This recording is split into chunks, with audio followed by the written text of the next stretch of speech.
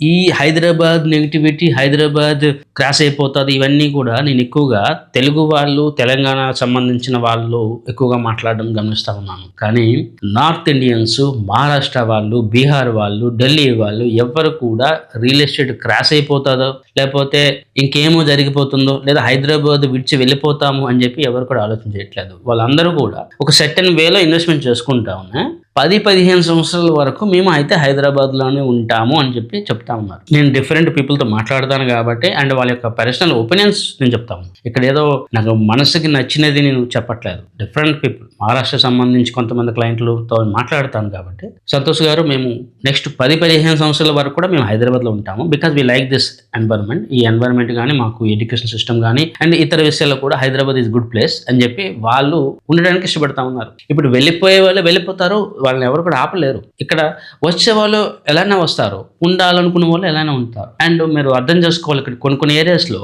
తెలుగు వాళ్ళ కన్నా Hindi and non Telangana people ఎక్కువగా ఉంటారు. కొన్ని మీకు రాజేంద్ర నగర్ కానీ అండ్ ఆ బెల్ట్ మొత్తం మార్వాడీస్, నార్త్ ఇండియన్స్ ఉంటారు. తెలుగు వాళ్ళు అసలు ఉండరు.